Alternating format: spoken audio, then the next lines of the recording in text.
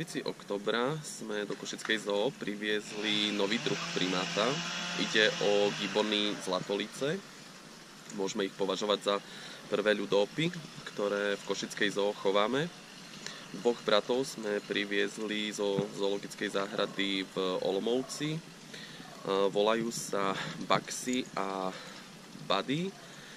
Baxi má v súčasnosti 7 rokov a jeho brat Buddy má 5,5 roka.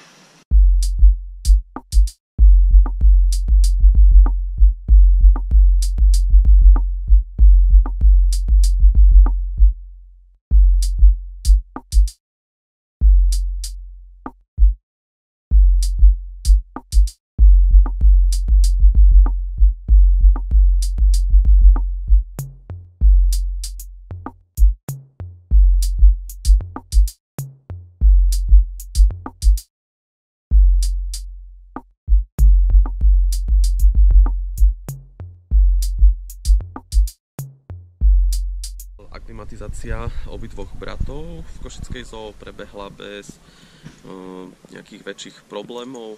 Starší z bratov bol smelší a v podstate hneď začal využívať vonkajší aj vnútorný priestor. Mladší z bratov, Buddy, bol trošku nesmelší, avšak každým dňom sa viac osmeľoval a začal sa viac pohybovať a komunikovať aj s ošetrovateľmi. Gibbony vo voľnej prírode sú ohrozené, alebo ich ohrozuje hlavne ničenie ich prírodzených biotopov a prostredia, v ktorom žijú, ako aj lov. No a pre tieto gibbony sa vedie aj Európsky záchranný program. No a ich príchodu predchádzala dlhodobá komunikácia s vedením tohto európskeho programu, ako aj koordinátorom.